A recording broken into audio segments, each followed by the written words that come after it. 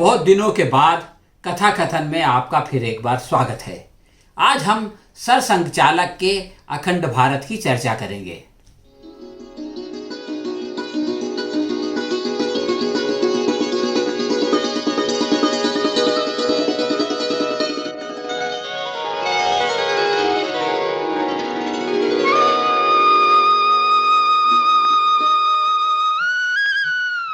लल्लन खान ने कल्लन पांडे से पूछा, यार आपके सरसंघचालक तो बड़े अंतर्यामी निकले। क्यों भाई खान साहब, कहीं आप हमारे महान नेता का मजाक तो नहीं उड़ा रहे हैं? कैसी बातें कर रहे हैं पांडे जी? आजकल किसकी मजाल है जो ऐसी हिम्मत करे? क्यों, इसमें कौन सी बड़ी बात है? ये एक डेमोक्रेटिक कंट्री है, यहाँ सबके पास फ्रीडम ऑफ एक्सप्रेशन है। जी हाँ, कागज पर तो है, लेकिन यहाँ हर कोई अपने मन की बात नहीं बोल सकता। इसके लिए उसका प्रधान सेवक या कम से कम संघ सेवक होना जरूरी है।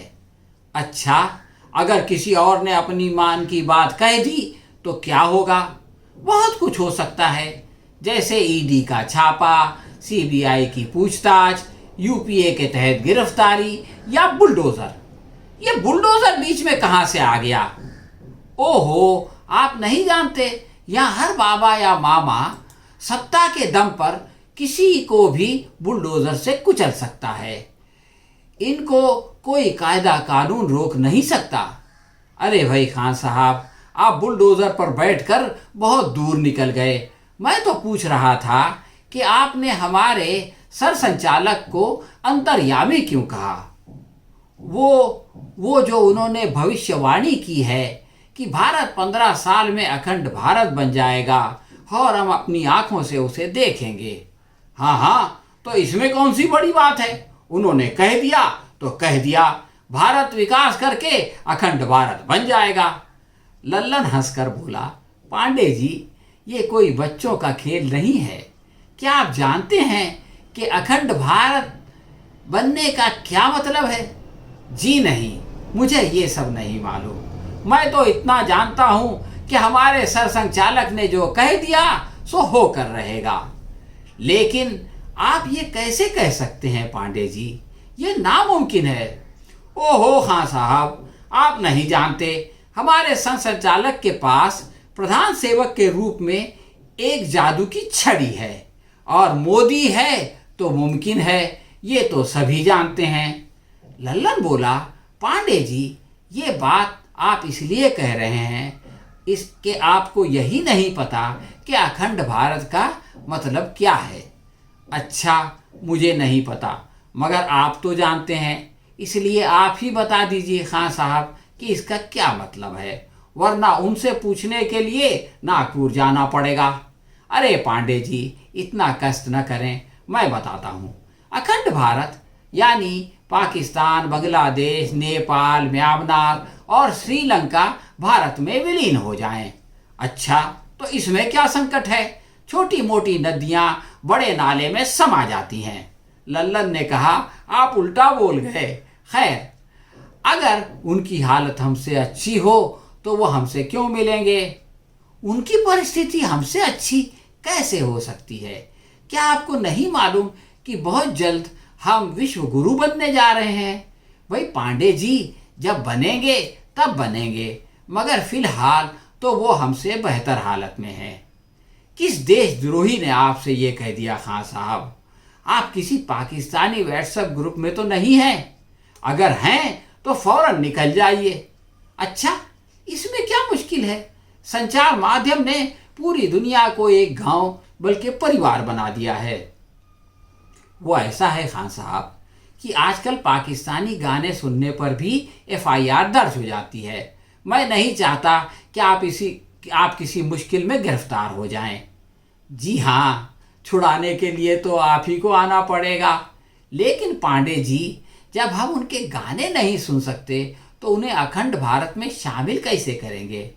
ओहो खान साहब, हम क्यों शामिल करेंगे? वो खुद आकर हमसे गुहार लगाएंगे कि हमें अपने विशाल देश में विलीन कर लें। लल्लन ने कहा, लेकिन भैया, वर्ल्ड हंगर इंडेक्स यानी भुखमरी की सूची में तो उनकी हालत हमसे बेहतर है, इसलिए वो क्यों आएंगे? कल्लन बोला, ये कैसी बात करते हैं खान साहब? हमारे मोदी जी ने 80 करोड़ लोगों को मुफ्त अनाज दिया और बदले में उन्होंने हमें वोट भी दिया। खान साहब बोले, तभी तो 2021 भुखमरी की दर्जाबंदी के मुताबिक देशों की जो सूची तैयार की गई है उसमें भारत 101वें नंबर पर है। अगर ऐसा नहीं होता तो हो सकता है हम 116वें पर होते। खैर, ये बताइए कि हमारे देश ने राशन बांटकर पहले के मुकाबले तरक्की की या नहीं? हम ऊपर गए या नीचे? काहे की तरक्की पांडे जी? 2020 में भारत 94वें स्थान पर था, यानी एक साल बाद इस दर्जाबंदी में हम 7 स्थान नीचे चले गए। ठीक है, लेकिन जो 16 देश हमसे गए गुजरे हैं उनमें हमारे पड़ोसी अवश्य होंगे, उन्हीं को तो अखंड भारत में लेना है। जी नहीं पांडे जी, म्यांमार 71, बांग्लादेश 76 और नेपाल भी 76 पर है।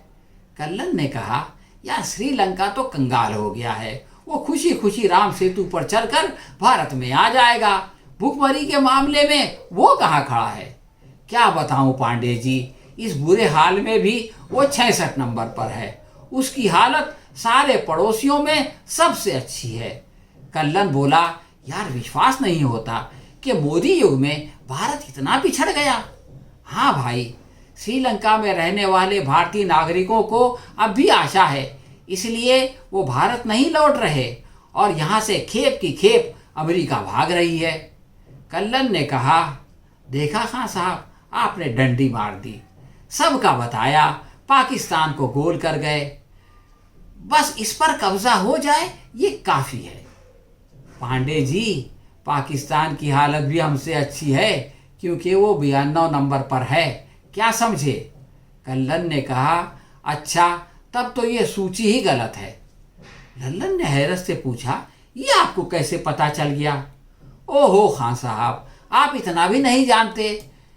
जो सूची पाकिस्तान को हमसे बेहतर बताए वो दुरुस्त कैसे हो सकती है?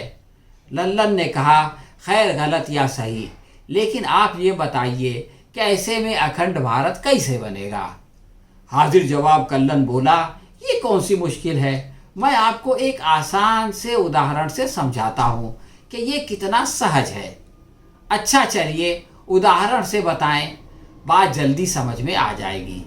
ठीक है, ये बताइए कि आपके ख्याल में जेएनयू का भगवाकरण करने के लिए क्या करना पड़ेगा? ओहो पांडे जी, ये बीच में जेएनयू कहाँ से चला आया? मैं अखंड भारत के बारे में पूछ रहा था। कल्लन बोला, देखिए खान साहब, सवाल पर सवाल नहीं, जो पूछा जाए उसका जवाब दीजिए। ठीक है, खान साहब बोले, जेएनयू का भगवाकरण करने के लिए इसमें भगवाधारी छात्रों को दाखिला लेना पड़ेगा। कल्लन बोला, लेकिन वो तो बहुत मुश्किल है क्योंकि सारे देश के छात्र वहां आना चाहते हैं। अच्छा बताइए और क्या करना होगा?